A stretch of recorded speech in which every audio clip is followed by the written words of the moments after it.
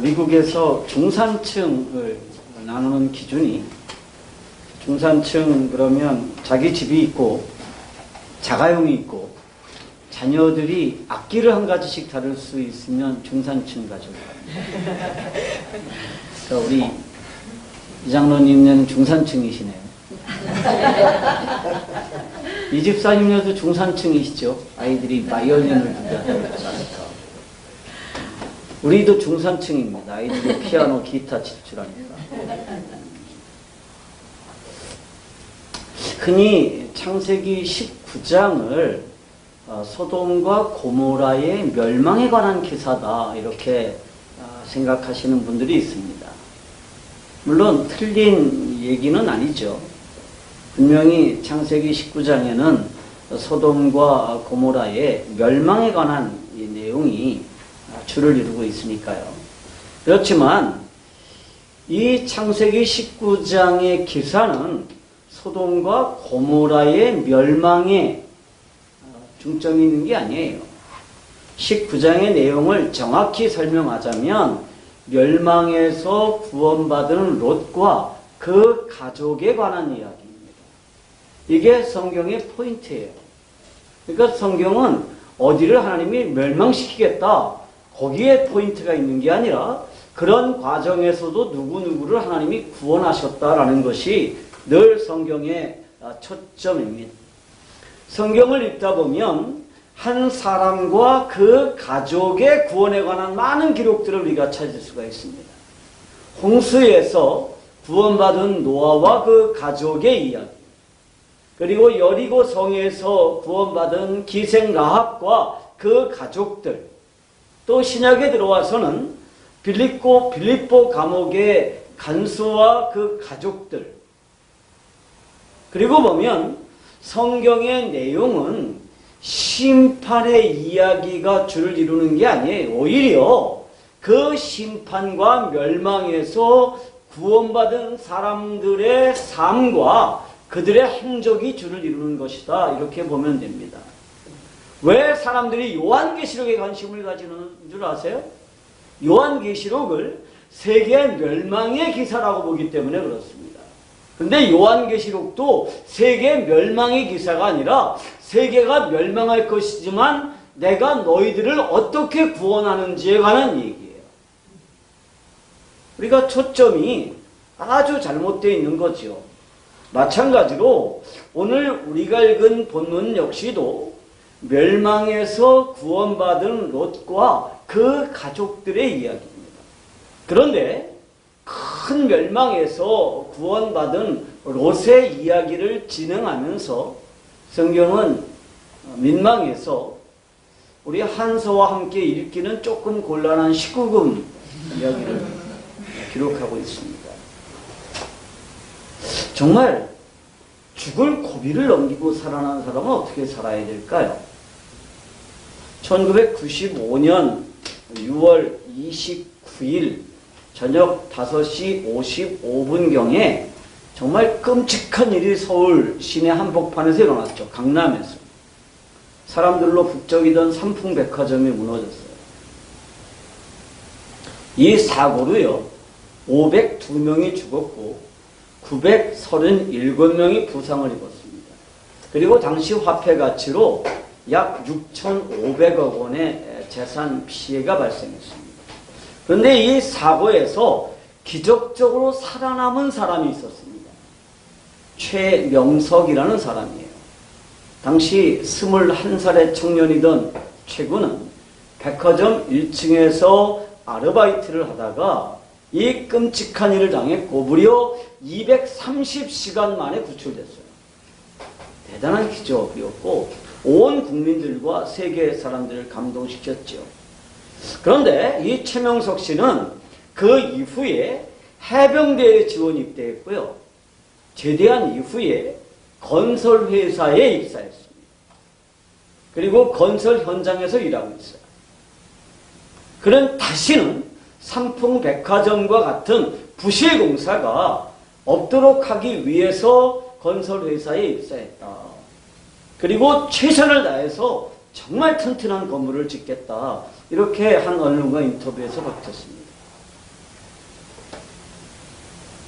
롯의 삶을 추적해보면요, 롯은 구원받은 이후에도, 구원받기 이전에도 그랬지만 전혀 신앙인답지 않은 삶을 살았습니다. 구원받은 이후에 롯은 알코올 중독자가 됐어요. 그리고 딸들과 부도덕한 인생을 살았습니다. 구원받는 게 전부가 아니에요. 문제는 구원 이후의 삶입니다. 우리는 오늘 구원받은 이후에 롯의 인생을 분석하는 과정을 통해서 구원을 받은 사람으로서 내가 어떻게 살아야 하는지를 함께 살펴보려고 합니다. 구원받은 이후에 우리는 어떻게 살아야 될까요? 첫 번째로 소금의 역할을 다해야 됩니다. 따라합시다. 소금의 역할을. 소금의 역할을 다 하자. 아니, 옆에 사람들하고 인사합시다. 우리 소금의 역할을 다 합시다. 처음에 롯에게 내려진 말씀은요, 산으로 도망가는 거였어요. 그렇지만 롯은 하나님과의 협상을 통해서 소아를 자신의 피한 채로 삼았죠.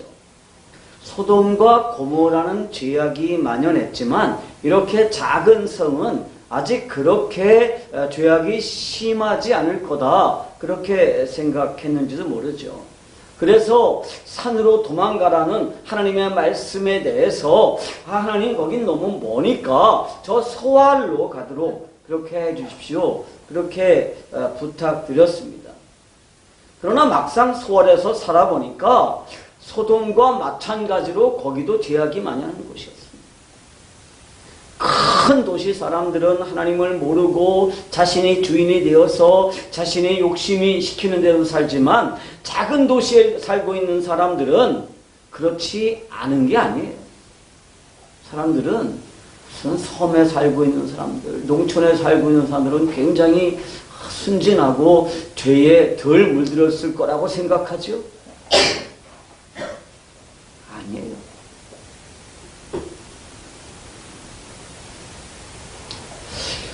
구원 이후에 보면요, 세상은 온통 죄악으로 가득 차 있다는 게 사실이에요. 그게 보여요. 예전에는 죄악으로 보이지 않던 것들도 반란군에 속해 있는 한 그들이 하고 있는 모든 행위가 다 죄악을 더하는 것들입니다. 군대에서 동성연애를 합법화하자, 이게 정부 기관에서 공공하게 나오는 얘기고 국회에서 공공연하게 논의되는 거고 공중파 TV를 통해서 공공연하게 얘기되고 있습니다. 그 축제가 하는 게 무슨 문제냐? 국민들의 60%가 넘는 사람들이 그렇게 생각을 하고 있습니다. 동성연애 하는 거 왜 기독교는 그렇게 반대하느냐? 그렇게 얘기를 해요. 그런데 그 사람들의 눈으로는 그게 죄악이 아닌 것 같지만 구원받은 우리들의 눈으로 볼 때, 하나님의 시각으로 볼 때 그것은 말할 수 없는 죄악이에요. 소돔과 고모라의 문제가 무엇입니까? 거기에 뭐 강도가 있고 깡패가 있고 뭐 사기꾼이 득실거리고 그게 문제가 아니라 소돔과 고모라는 하나님을 인정하지 않는 문화, 하나님이 없는 문화가 지배하는 땅이었습니다. 하나님이 없는 문화가 지배하는 땅에는 뭐가 있느냐? 하나님이 가장 싫어하시는 것, 하나님이 가장 가증 여기는 것을 죄라고 인정하지 않는 그러한 문화가 있는 거예요. 소돔과 고모라에만 그런 줄 알았더니 소알에 가보니까 거기도 똑같이 그런 문제가 있었습니다. 그러면 환경을 바꾸면 되나요? 소돔과 고모라를 떠나고 소알을 떠나면 됩니까? 아닙니다. 환경을 바꾸면 되는 게 아니라 삶의 자세를 바꾸고 사는 방법을 바꾸고 주변 사람들을 바꿔야 됩니다. 인간 관계를 바꿔야 되는 거지 사는 도시를 떠난다고 해서 될 문제가 아니에요. 영통에 죄가 많으니까 아사로 만들어진 동탄으로 가면 괜찮을 거다. 그럴 수는 없는 거죠. 아무튼 롯이 볼 때 소돔이나 소알이나 죄악이 만연해 있어서 이건 역시 머지않아서 하나님의 심판을 당할 것 같았습니다. 그래서 그는 딸들을 데리고 깊은 산속으로 도망쳤습니다. 하나님께서 그에게 소알에서 살도록 허락하신 것은 그러면 너 갈 데가 없으니까 그러면 소알에서 살아라, 그런 뜻이 아니에요. 하나님이 소알에서 살도록 허락하신 이유는 그 소알에서 네가 소금으로 작용하면서 그곳에 더 이상 죄악이 만연하지 못하도록 하라는 뜻이었습니다. 그러나 그는 자신이 살고 있는 이 소알 땅에서 빛과 소금으로 작용하지 않고 거기서 도망치고 말았습니다. 왜 그랬을까요? 아마 두려웠기 때문이었을 겁니다. 그러나 사실은 소알 사람들 역시도 소돔과 고모라가 멸망하는 모습을 보았기 때문에 큰 두려움에 휩싸여 있었을 거예요. 그러니까 롯이 소알 사람들을 두려워하는 게 아니라 오히려 소알 사람들이 그 소돔에서 구원받은, 소돔에서 살아나온 그 롯을 무엇으로 보고 있었을까요? 어떻게 살아났을까? 그런 경외감을 가지고 오히려 보고 있었을 거예요. 그리고 오히려 롯을 두려워했을 거예요.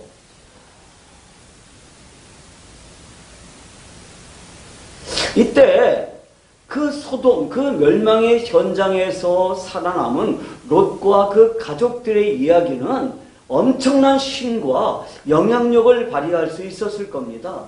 그런데 롯은 그렇게 하지 않았죠. 그 역할을 감당하지 않고 혼자만 살기 위해서 다시 산으로 도망치고 말. 우리는 요나 선지자의 이야기를 잘 알고 있습니다. 그는 하나님의 명령을 거절하고 도망치다가 큰 물고기 뱃속에 갇혔던 사람입니다. 그리고 사흘 만에 물고기가 그 선지자를 토해냈을 때 많은 사람들이 그 장면을 보았을 거예요. 니느웨 사람들이 볼 때 그는 죽었다가 다시 살아난 사람입니다.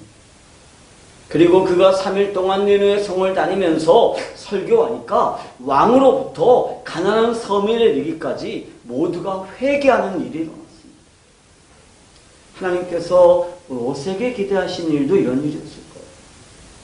마치 요나가 물고기 뱃속에서 3일 만에 다시 살아나서 내가 어떻게 살아났는지, 이 니느웨를 하나님이 어떻게 멸망시킬 것인지, 이 멸망에서 벗어나려면 어떻게 해야 되는지 설교했을 때 모든 니느웨 사람들이 다 회개했습니다. 하나님이 롯을 고모라 소돔에서 구원해내시고 소알로 보냈을 때 하나님께서 롯에게 기대하신 일이 바로 이런 일이었을 겁니다. 마태복음 5장 13절에서 15절 말씀을 보면 주님께서 이렇게 말씀하십니다.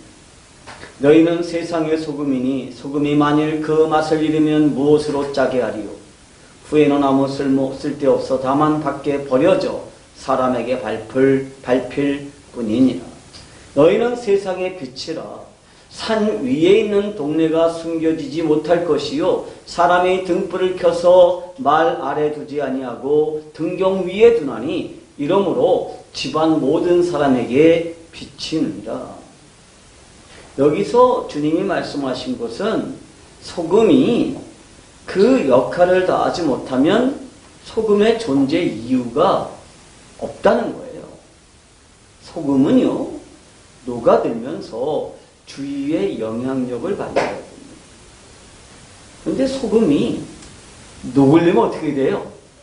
자기가 없어져야 돼요. 자기 형체가 없어져야 돼요. 그런데 소금이 나는 소금이야 그러면서 자신의 정체성, 자신의 그 모양을 계속 유지하려고 든다 그러면 그 소금은 존재 이유가 없는 거예요. 소금은 아름다움이나 견고함 때문에 존재하는 게 아니에요. 소금은 소금답기 위해서 존재합니다. 만약에 소금이 소금으로서의 역할을 부정하고 계속 그 모양을 유지하려고 한다면 마침내 소금은 아무 쓸모없는 존재가 되고 말 것입니다. 빛 역시 마찬가지죠. 빛이 너무 귀하기 때문에 아무도 없는 곳에 홀로 존재한다면 그 빛은 존재의 의미가 없어요. 빛은요, 어둠이 있는 곳에 존재하면서 어둠을 밝히는 역할을 해야 됩니다. 이것이 우리 주님께서 우리에게 기대하시는 것입니다. 우리는 하나님의 백성들이고 주님의 제자들이고 우리는 교회입니다. 그런데 우리가 교회에 모여서만 소금 역할을 하고 교회에 모여서만 빛의 역할을 감당한다 그러면 어쩌면 주님께서 보실 때 우리는 전혀 쓸모없는 존재들일 수도 있습니다. 그래서 우리가 있어야 될 곳은 세상입니다. 우리가 빛을 발휘해야 될 곳은 세상입니다. 오히려 복음을 핍박하고 선교를 거절하고 그런 곳이 우리가 있어야 될 곳이고, 이 복음을 거절하고 복음을 핍박하고 복음을 경멸하는 이 세상 속에 우리가 존재해야 되는 거죠. 그게 주님께서 우리에게 기대하시는 겁니다. 그런데 지금 우리 모습을 보면 자신의 구원과 자신이 받을 상급과 자신이 받을 그 복에만, 자신이 받아서 누릴 복에만 관심을 가지고 있습니다. 적극적으로 이 세상에서 자신을 희생하고 이웃과 사회에 선한 영향력을 끼치는 일에는 별로 관심이 없어 보여요. 그러나 하나님께서 우리를 구원하신 이유는 나 혼자만을 위한 게 아니에요. 하나님께서 우리를 구원하심으로써 우리가 이 세상의 소금과 빛으로 작용할 것을 기대하십니다. 하나님이 우리를 왜 구원하셨습니까? 이 세상에서 소금과 빛으로 작용하도록 하기 위해서 우리를 구원해 내셨습니다. 여러분, 세상을 비판하는 것은 쉬워요. 어떤 분 중에 끈질기게 인터넷에 어느 교회, 어느 목사님을 비난하는 기사를 계속 올리는 분이 있어요. 물론 저도 그 목사님이 한 그 일에 대해서 반대하지만 또 그것을 너무 지나치게 비판하는 분에 대해서도 좀 언짢은 마음이 있었는데, 그게 계속되다 보니까 뭐 공중파 텔레비전에서도 뭐 PD 수첩, 뭐 추정 60분 뭐 이런 데서 그 교회와 그 목사님에 대한 얘기가 나왔다며. 비판하는 건 쉬워요. 그런데 비판만 하고 그 비판하는 것을 고치기 위해서 애쓰지 않는다면 하나님의 선하시고 기뻐하시고 온전하신 뜻이 무엇인지를 이 세상 속에서 증명하는 삶을 살지 못하는 거예요. 이 세상에서 내 몸을 거룩한 산 제물로 드리라고 하는 이 말씀을 무시하는 게 되는 거예요. 그러면 비판하고 나를 고치지 않는 거예요. 이 세상에서 우리가 소금으로 산다는 게 뭐예요? 이 세상이 부패하는 것을 방지하는 역할이고요. 세상이 조금 더 맛있게 돌아갈 수 있도록 해주는 역할이에요. 그래서 그리스도인이 존재하는 곳에는 사람들이 즐겁고 사람들이 행복하고 좀 밝고 썩지 않고 그래야 되지 않겠어요?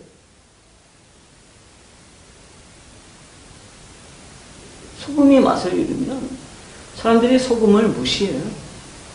무시해요. 우리는 정말 큰 멸망에서 구원받은 사람들입니다. 그렇다면 이 세상에서 빛으로 그리고 소금으로 작용해야 됩니다. 구원받은 사람은 어떻게 살아야 될까요? 두 번째로 하나님을 예배하는 인생을 살아야 됩니다. 소돔과 고모라가 멸망하기 이전에 더 큰 심판이 있었습니다. 전 지구적인 홍수가 세상을 휩쓸어 버린 거죠. 쓰나미가 전 지구적으로 일어나고 거대한 홍수와 화산 폭발 그리고 지진이 지구를 완전히 쑥대밭으로 만들었을 때 모든 인간들이 세운 문명 그리고 자연은 완전히 파괴됐습니다. 이 엄청난 재앙에서 살아난 사람들은 노아와 그의 가족들 뿐이었습니다. 그리고 이 재앙이 어느 정도 가라앉았을 때 노아가 제일 먼저 한 일이 뭐예요? 하나님을 예배하는 거예요. 창세기 8장 18절부터 28절 말씀입니다. 노아가 그 가족들과 그 아들들과 그의 아내와 그 며느리들과 함께 나왔고 땅 위의 모든 동물 곧 모든 짐승과 모든 기는 것과 모든 새도 그 종류대로 방주에서 나왔더라. 노아가 여호와께 제단을 쌓고 모든 정결한 짐승과 모든 정결한 새 중에서 제물을 취하여 번제로 제단에 드렸더니 구원 이후에 노아가 가장 먼저 했던 일은 하나님을 예배하는 것이었습니다. 그리고 창세기 8장 20절 말씀에 따르면 하나님께서 그 예배를 받아 주셨습니다. 여호와께서 그 향기를 맡으시고 그 중심에 이르시되 내가 다시는 사람으로 말미암아 땅을 저주하지 아니하리니 이는 사람의 마음이 계획하는 바가 어려서부터 악함이라 내가 전에 행한 것 같이 모든 생물을 다시는 멸하지 아니하리니. 구원 이후에 구원받은 사람들이 제일 먼저 해야 되는 중요한 일은 하나님을 예배하는 겁니다. 롯은요 소알성에 들어가서 제일 먼저 무엇을 했어야 됐을까요? 하나님을 예배해야 됐습니다. 많은 사람들이 예배를 신에게 자신의 정성을 드리는 것이라고 오해하고 있지만 예배는 하나님과의 관계를 나타내는 거예요. 예배는 죄악으로 인해서 하나님 앞에 나아갈 수 없는 인간이 하나님 앞에 나아가고 하나님과 교제를 누리는 유일한 방법입니다. 롯이 그렇게 하나님을 예배하면 소알 사람들 역시도 하나님을 예배하는 롯을 보면서 아, 저렇게 하나님을 예배하면 큰 멸망에서 구원받을 수 있구나. 이렇게 깨달았을 거예요. 우리가 소금과 빛으로 이 세상에서 작용하는 방법은 다른 게 아니에요. 그것은 하나님을 올바로 예배하는 것입니다. 물론 여기서 말하는 예배라는 것은 이렇게 공식적으로 드려지는 예배만 뜻하는 게 아니라 내 인생 전체를 하나님께 드려서 산 제물로 하는 예배를 뜻하는 것일 수도 있죠. 그래서 내 삶 전체가 하나님 앞에 예배가 되도록 늘 하나님과 교제하는 삶, 늘 하나님과 동행하는 삶을 살아내는 거예요. 우리가 구원받은 이후에 해야 될 일이 뭐냐? 하나님을 예배하는 것입니다.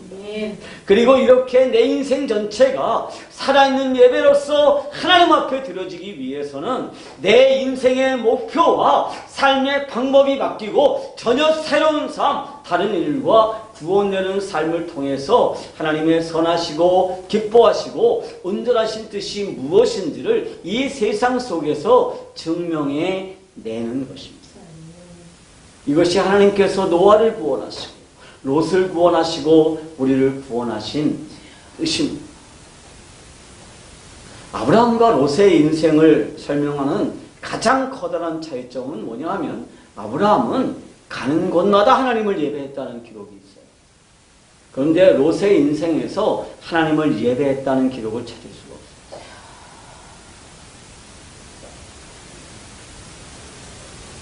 물론 하나님을 예배했던 아브라함도 실수를 했고 노아 역시도 실수를 했죠.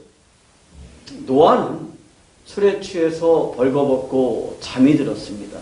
그리고 그 아들 가나안으로 하여금 범죄하도록 했죠. 여러분, 외상후 스트레스 장애라는 게 있어요. 큰 일을 겪으면 그로 인해서 엄청난 스트레스를 받고 그것 때문에 정신적으로 많은 여러 가지 어려움이 있을 수 있습니다. 그래서 큰 재난을 경험한 사람들 중에서는 그 생생한 경험과 두려움에서 벗어나기 위해 술을 마신다든지 뭐 어떻게 하면서 그 기억을 잊어버리고 싶어 합니다. 예전에 청년 시절에 제 선배 중에 월남전에 다녀온 선배가 있었어요. 그 선배는 월남전에서 최전투부대에서 싸웠습니다.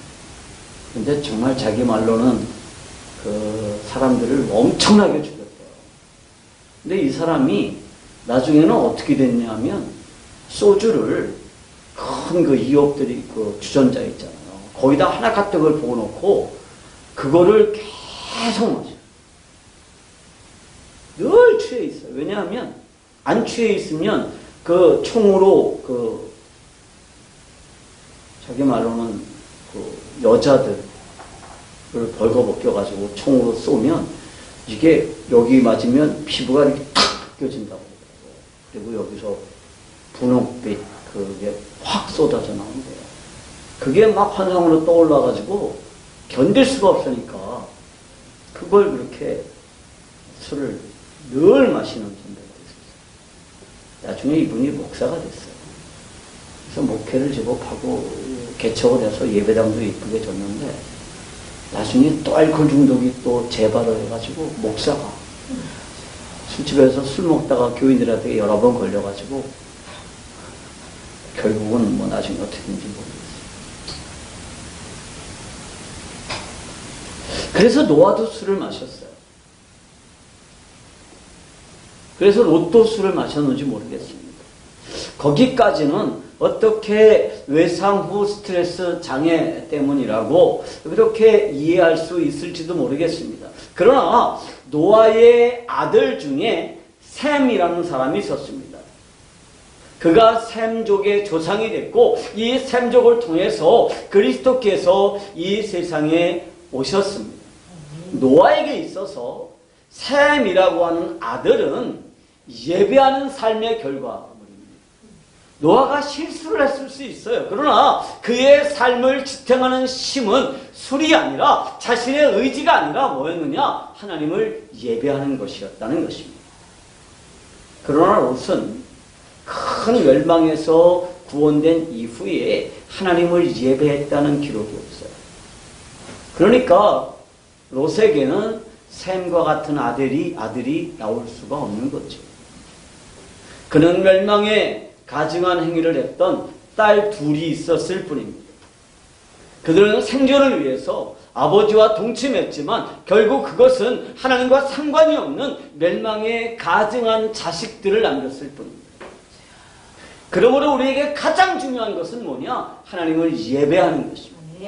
주일마다 가족들과 함께 교회에 모여서 하나님을 예배하는 것이야말로 내 인생에서 무엇과도 바꿀 수 없는 소중한 것이라는 사실을 여러분 반드시 기억하시기 바랍니다. 그리고 내 삶이 예배가 되어서 내 삶을 통해 하나님의 선하시고 기뻐하시고 온전하신 뜻이 무엇인지를 입증해내는 삶으로서의 예배를 실천하시기 바랍니다. 아멘. 큰 멸망에서 구원받은 사람들은 하나님을 예배해야 합니다. 이것이 그를 그 멸망에서 구원하신 하나님의 뜻입니다. 멸망에서 구원받은 사람들은 어떻게 살아야 될까요? 셋째로 믿음의 공동체를 형성해야 됩니다. 따라합시다. 믿음의 공동체를 형성하자. 믿음의 공동체를 형성합시다. 롯은요, 수없이 많은 실수를 저질렀지만 롯의 일생에서 가장 커다란 실수를 꼽으라면 삼촌인 아브라함과 헤어진 거예요. 그래도 삼촌과 함께 살 때는 하나님을 예배하는 자리에 있었어요. 삼촌이 예배할 때 롯도 거기 같이 있었습니까? 어쨌든 주인이신 하나님을 섬겼습니다. 그런데 삼촌과 결별하고 난 후에 롯은 점점 더 자신의 욕심을 주인으로 섬기는 인생을 살았고 자신의 욕심을 예배하는 인생을 살았습니다. 그것을 성경은 롯이 소돔 주변 도시들에 머물면서 점점 더 소돔에 가까이 가서 마침내 소돔에서 살게 되었다라고 표현하고 있습니다.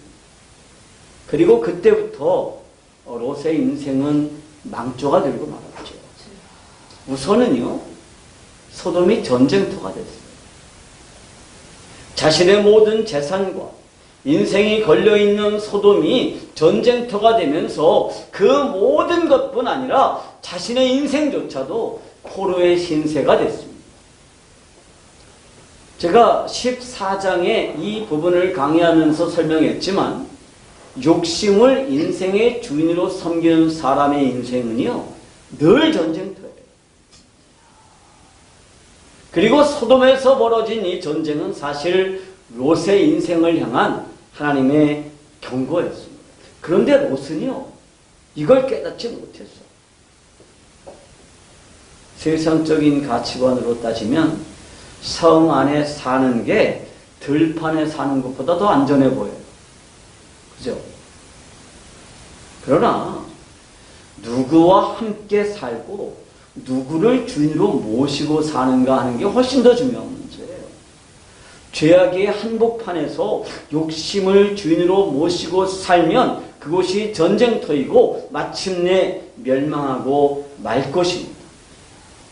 그러나 우리가 하나님을 주인으로 섬기고 살면 거기가 들판이든 거기가 궁궐이든 거기가 초막이든 어디에서나 하나님은 우리의 안전을 보장해 주십니다. 마침내 소돔과 고모라는 멸망하고 말았습니다. 그러면 그곳에서 구원받은 롯이 선택할 수 있는 최선은 뭐냐? 삼촌인 아브라함에게 돌아오는 것입니다.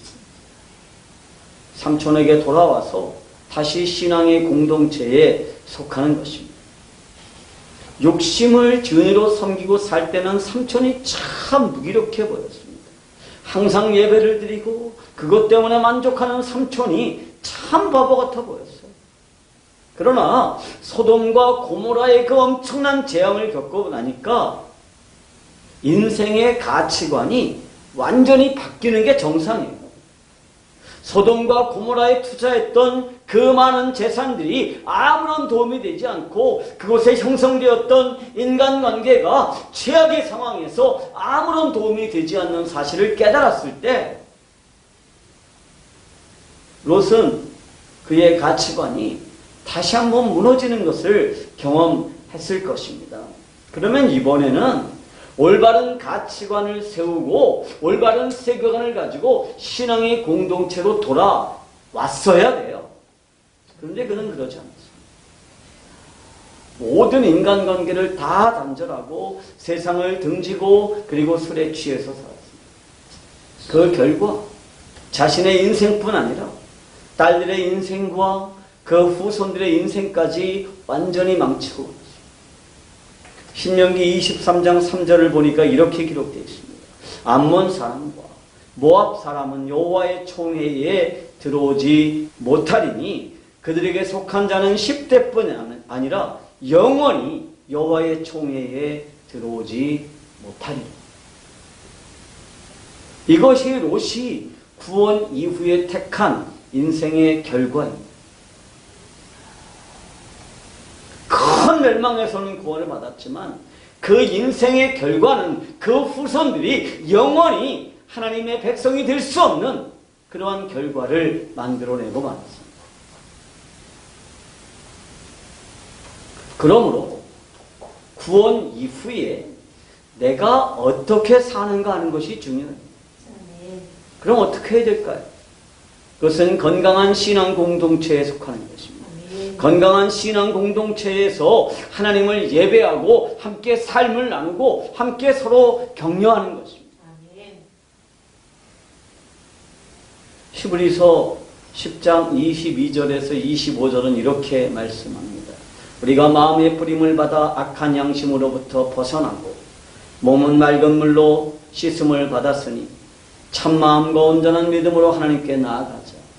또 약속하신 이는 미쁘시니 우리가 믿는 도리의 소망을 움직이지 말며 굳게 잡고 서로 돌아보아 사랑과 선행을 격려하며 모이기를 피하는 어떤 사람들의 습관과 같이 하지 말고 오직 권하여 그날이 가까움을 볼수록 더욱 그리하자. 아멘.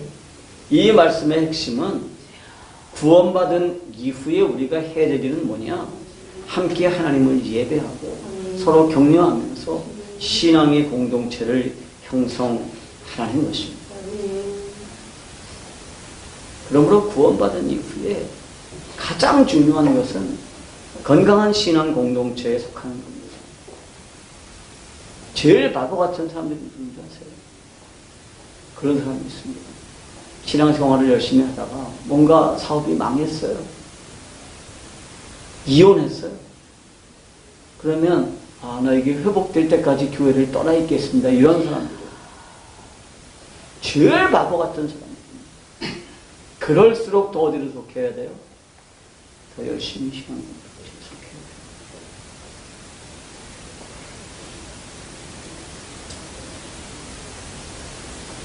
어떤 분들은 공동체에 속하게 되면 골치 아픈 일이 많아서 가능하면 공동체에 속하지 않으려고 합니다. 신앙 공동체에서 인생을 나누지 않고 주일 예배만 드릴 수 있는 교회를 찾아요. 우리 교회가 그런 교회 아닌가.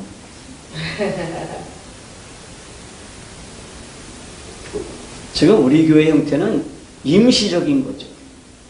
임시적인.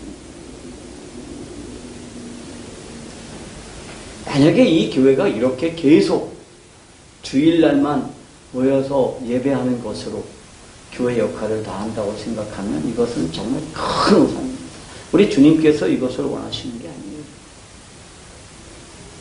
여기에 정말 많은 소규모 공동체들이 생겨나서 작은 교회들이 더 많이 생겨나고 이 작은 공동체들이 모여서 또 다른 공동체가 형성이 되어야 됩니다. 이게 작은 교회의 모토잖아요. 작은 교회가 늘 이렇게 조그맣게 존재하는 교회가 아니라 수없이 많은 작은 교회들이 이 작은 교회에 속해 있고 작은 교회가 규모는 커질 수 있지만 그렇다고 해서 거대한 교회를 형성하는 것은 아닌 그게 우리 교회가 가지고 있는 모토잖아요. 그래서 우리는 교회에 속해야 되고 교회에서 자녀를 키워야 됩니다. 건강한 교회 공동체에서 함께 자녀를 양육하고 그들이 하나님의 복을 받아서 누리는 인생을 살 수 있도록 해야 됩니다. 네. 우리의 손자들이, 우리의 자녀들이 교회 공동체에 속해서 하나님을 예배하고 그 안에서 하나님의 말씀으로 훈련되고 그리고 그 안에서 하나님을 경외하는 법을 배울 수 있도록 그렇게 해야 되는 것이 구원받은 우리에게 하나님께서 기대하시는 겁니다. 어떤 목사님이 이런 표현을 했습니다. 현대인들은 교회에서 헌신자로 살기를 원하지 않는다. 그들은 다만 벤치 워머로만 살기를 원한다. 벤치 워머가 뭐죠? 의자를 따뜻하게 해주는 사람. 앉아있다가 일어나면 의자가 따뜻해지죠.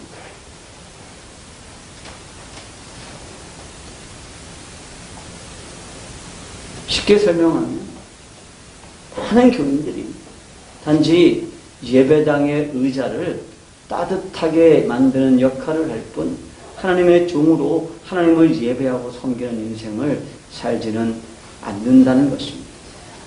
만약에 우리가 이런 인생을 산다면 롯의 인생과 다를 게 없어요. 그러면 내 인생뿐 아니라 내 자식의 인생과 자손 대대로 그들의 인생을 망치게 되고 말 것입니다.